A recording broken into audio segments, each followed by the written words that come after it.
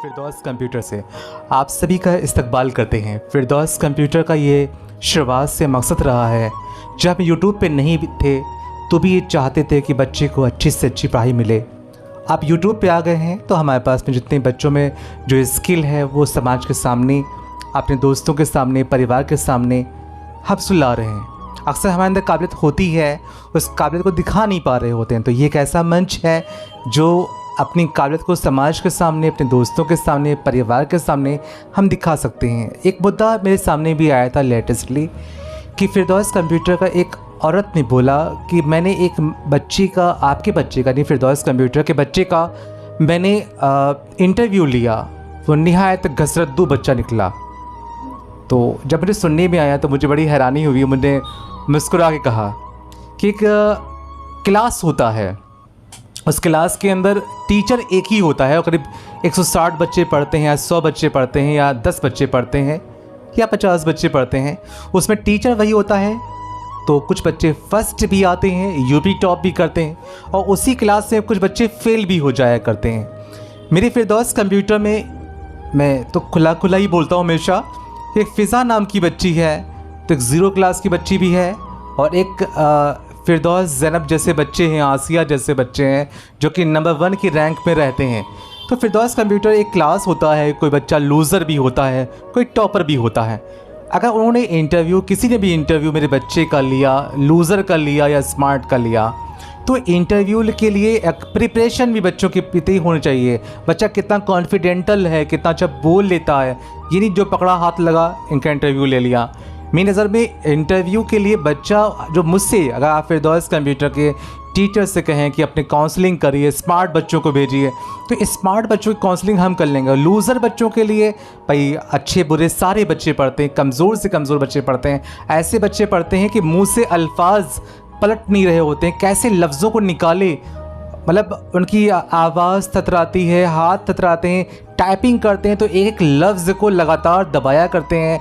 मतलब उनके बोलने का अंदाज़ और बैठने का अंदाज़, हम उनकी बुराई कुछ नहीं, तो डिफरेंट यही आता है कि आप किस बच्चे की काउंसलिंग कर रहे हैं।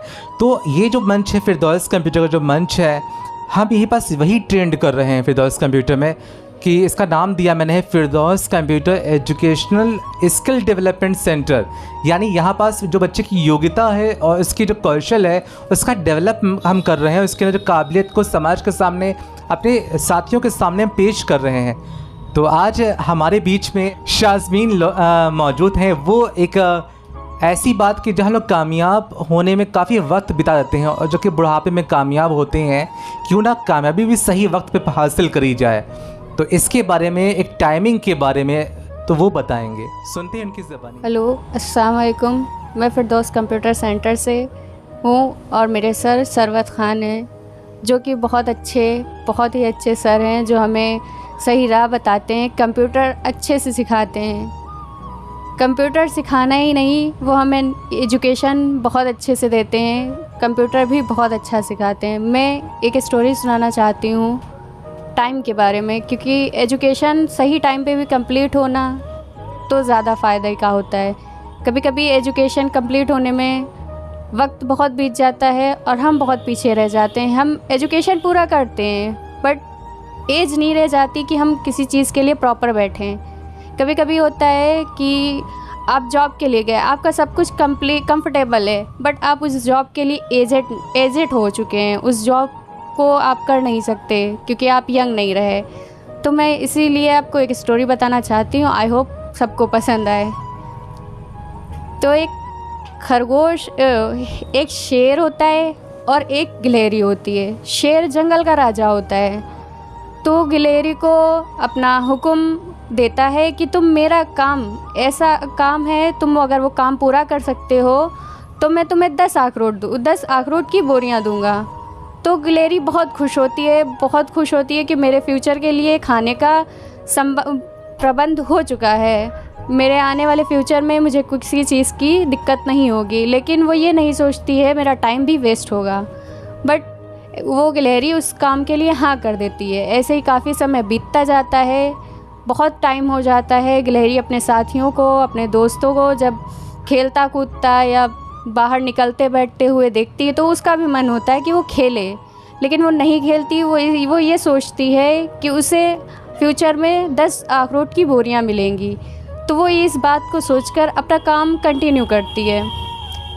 तो एक समय ऐसा भी आता है कि उसका काम कंप्लीट हो जाता है और वादे के अनुसार राजा मतलब शेर उसे अखरोट की बोरियां दे देता है। वो देखकर बहुत खुश होती है, बहुत ज़्यादा ही खुश होती है कि मेरी मेहनत का फल मुझे मिल गया। लेकिन वो जब अपने दांतों की ओर ध्यान देती है तो वो सोचती है मैंने तो सब कुछ खो दिया, मुझे मिल के भी कुछ नहीं मिला।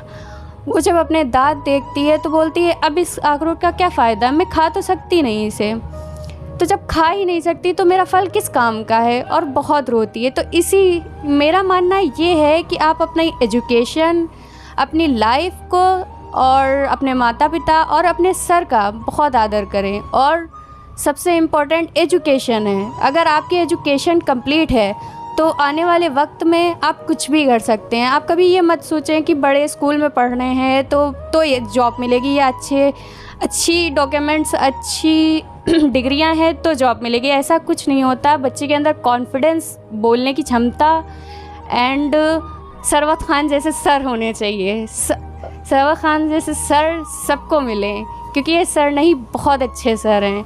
बच्चे को बहुत प्यार से समझाते हैं, ऐसे समझाते हैं कि बच्चा बहुत अच्छे से समझे। शुक्रिया।